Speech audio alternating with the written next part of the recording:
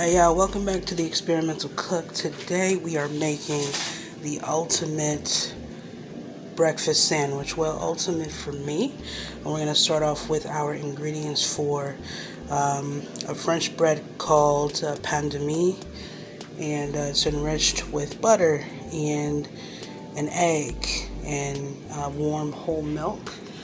And I'm going to show you the Pullman loaf later, but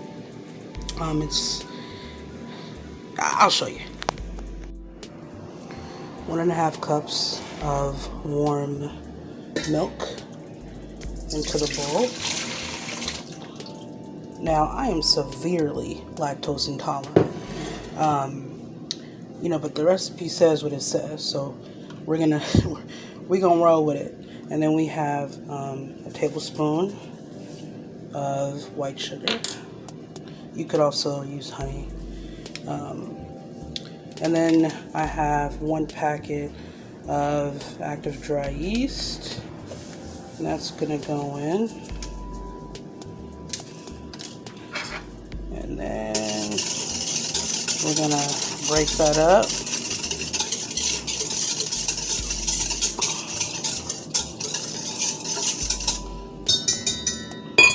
Bro, you can already smell the yeast and the milk mixed together and the sugar. It smells like a bomb-ass bowl of cornflakes with sugar on it. That's exactly what it smells like. So hopefully, it'll come out pretty fire and maybe not taste like a bowl of cornflakes. Like, I definitely want it to taste like bread. I'm not sure, but I think this is a fail on the yeast. I feel like it didn't activate. Maybe the milk was a little too hot. I'm not sure. Maybe this was a little too cold. I don't know, man, but I feel like whenever I've activated yeast before, it was more bubbly and alive, and this is just sort of, nothing. So I'm gonna try again and we'll see how it goes.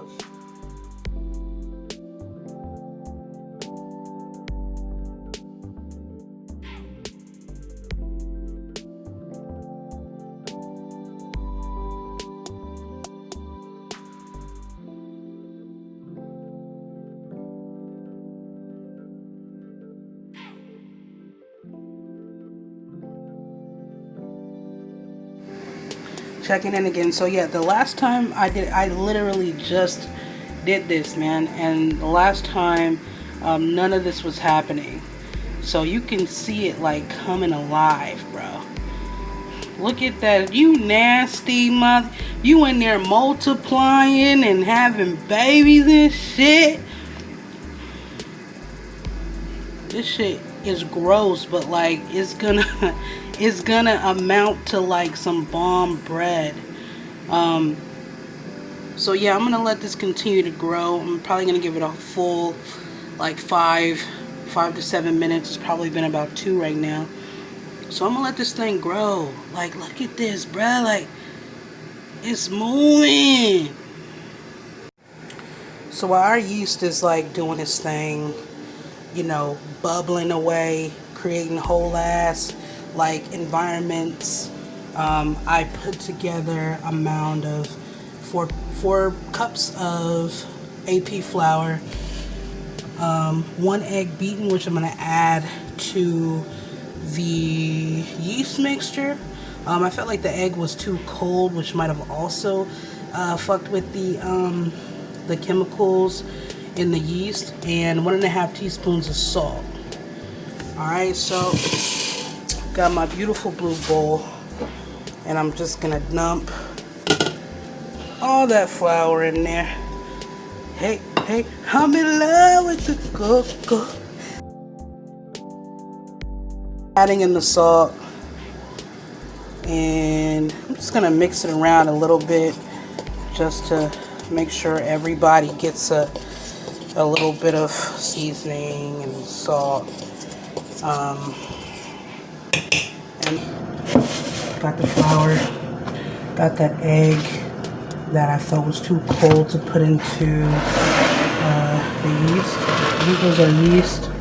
Mad frothy on top. Did its thing how it was supposed to.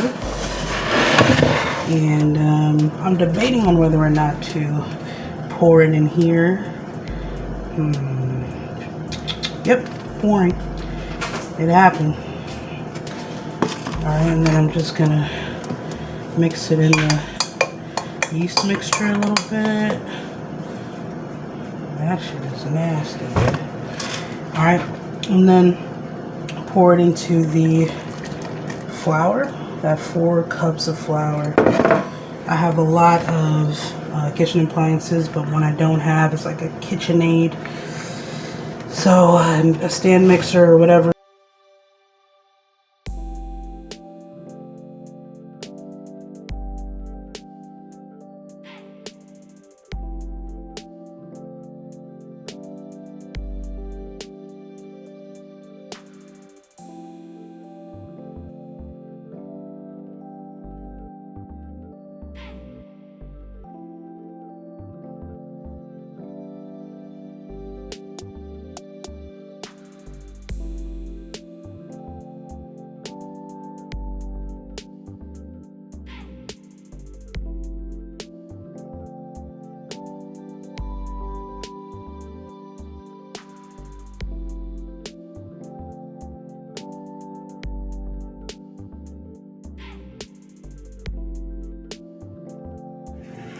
Alright, so here's our dough oiled in the bowl.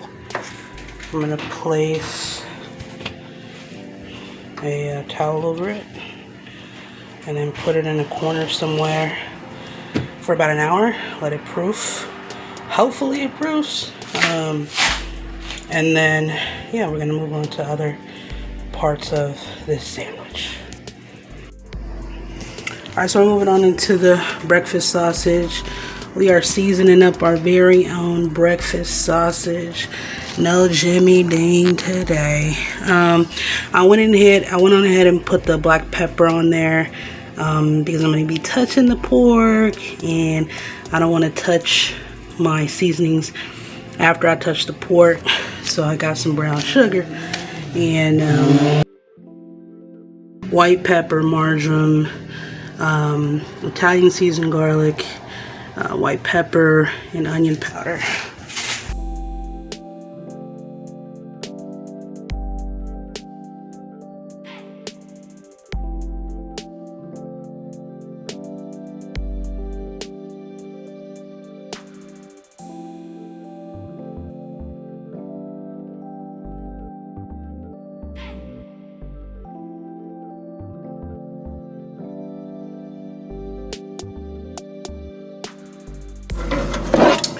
Now we're getting started on putting the bread, kneading the bread a little bit more, the dough a little bit more, and putting it in a Pullman loaf pan. So the Pullman loaf pan, as you can see, is pretty rectangular. This one has some ridges on it, but you can definitely get a smooth one. This is also a small one, so I probably will end up using it twice to make 2 loaves. And then on top, later on, you'll see when I slide the lid on, it's going to completely encase the bread so that when it does bake up, it'll only fill out these 4 corners of this box. If you do any history on the Pullman loaf pan, you'll know that it's from a sort of play on the Pullman train car. So yeah, I'm going to start with buttering this pan up before I put the dough in for the second rise. So I'm just going to pinch a little butter and then rub it on the inside.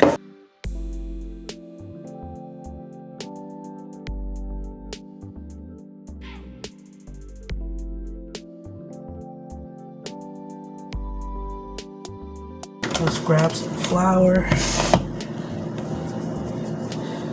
put it on the surface, and then we want to grab our dough.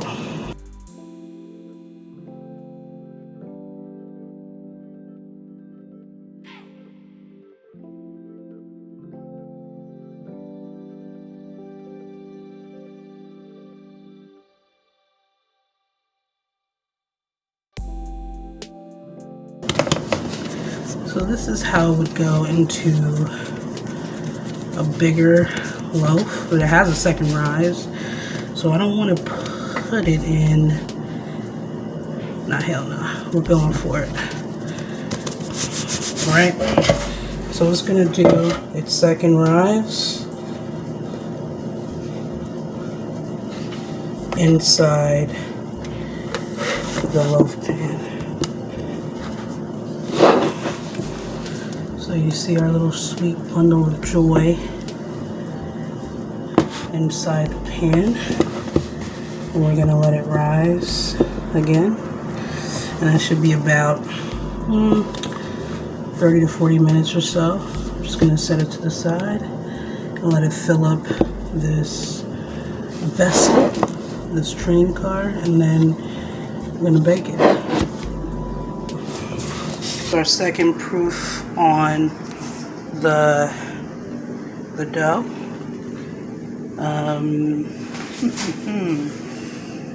So I think instead of doing a Pullman loaf with this lid, so this lid is supposed to go in and slide, but obviously that is not possible. Because I overstuffed the loaf pan. But what I am gonna do is bake it just like this, without the lid, and we'll still get some beautiful, delicious bread.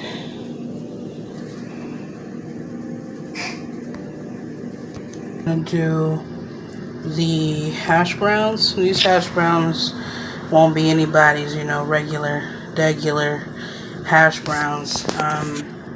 They will have Parmesan and green onions.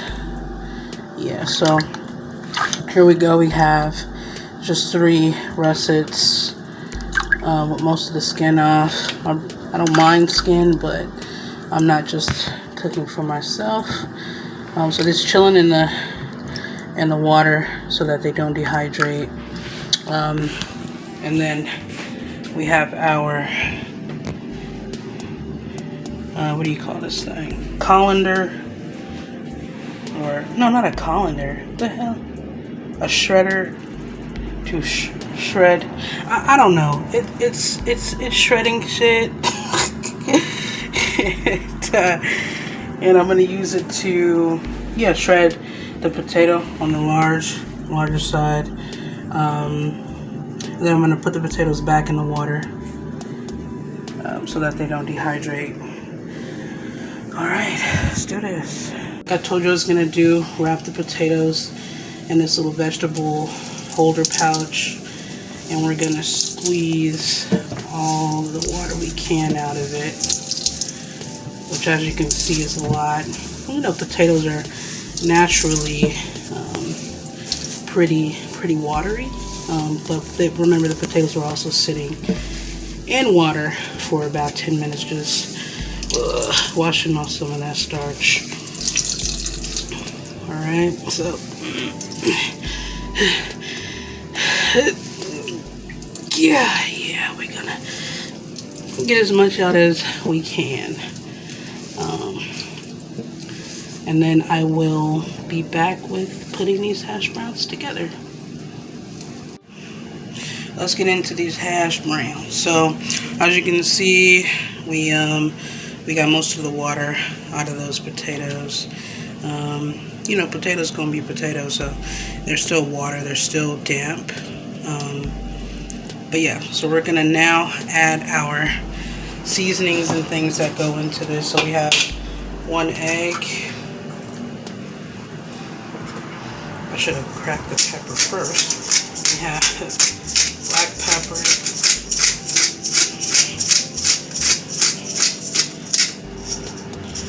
Because black pepper does shit. What is it? Onion. We have onion powder. As you can see, I'm not really measuring. Me and potatoes go way back, and I feel like I understand them, they understand me, and all that I'm gonna do to them. So we're good. A little salt.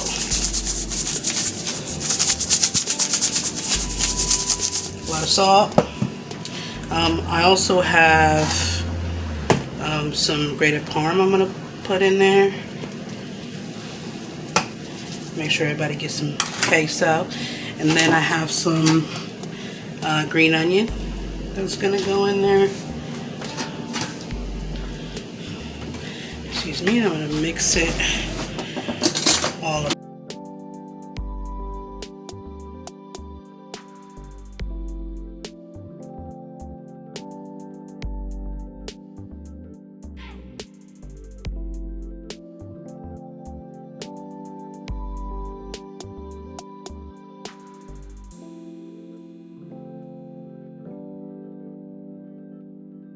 Alright, I'm going to bring it all together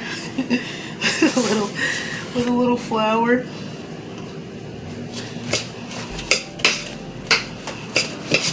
That way they fry up nice and crispy.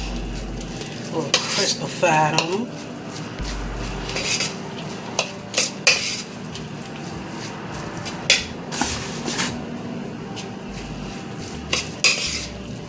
And you're looking for them to just like come together more.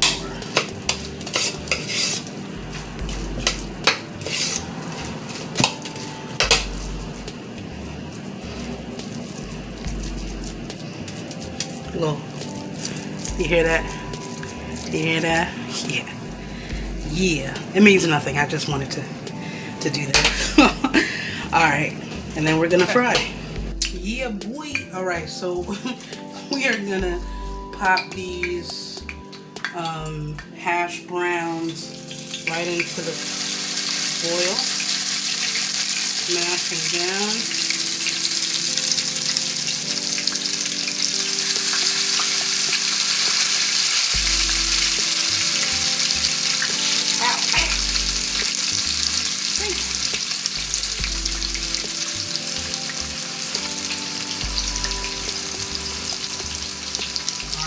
I'm frying mine in olive oil, not for any particular reason other than I forgot I have peanut oil. So yeah, we're just gonna let these fry, get all crispy, you know what I'm saying? And then we'll come back, pop them on the, you gotta have your dry area, you gotta have your something to absorb the oil. But yeah, we'll be back. Alright, so remember that this is an experiment, right? No one here is a professional chef. Nobody here is, you know, Emerald Lagasse Bam. Like, motherfuckers is just motherfuckers who like to do things that make them feel good. And this is the thing that makes me feel good. Is experimenting with food that I like, food that I grew up with, food from other cultures, and then doing it my way and, you know, seeing if it works out or not. This one needs more time before it flips to benefit from being in a hotter area.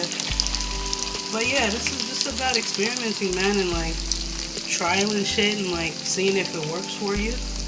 Not everything is gonna work. I am honestly quite afraid of what that loaf of bread is going to be like when I cut into it. But, you know, it was a really calming experience to be mindful while kneading and feeling the dough. So I'll take that away from it instead of taking that I failed. Plus, I get an order, a prime order, so I'll have some brioche buns coming just in case I messed up that loaf. So definitely, I feel like to also be a good cook, you should always have a backup plan. And that's mine. So we're going to let these cook more. This guy is a bit wet, so we'll see. But I ain't got no problem with tossing his ass overboard and just putting another one in. So yeah, we're going to let these cook, getting more crispy on the other side. And we'll see you soon. Alright, so I got this little doohickey here to keep the shape of the egg inside. That's the hope. So everything was supposed to be square. So you remember the Pullman loaf, how it had the little lid that went on top.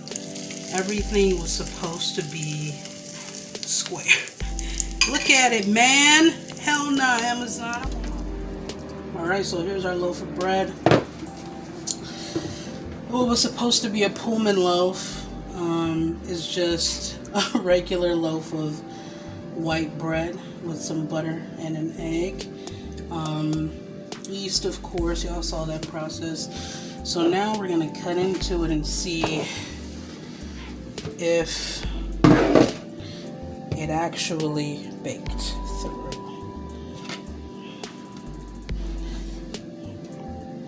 That's fine.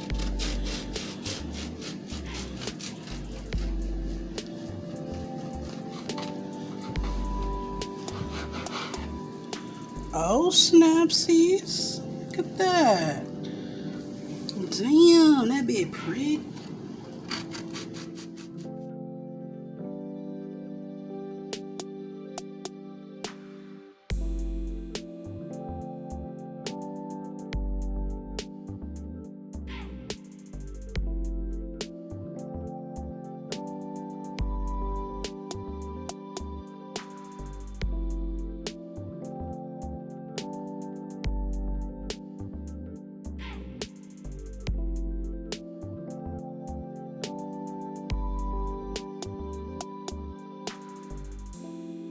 And there you go.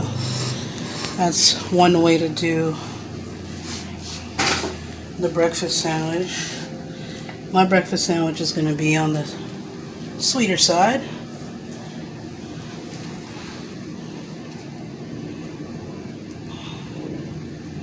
I don't even know how you're going to eat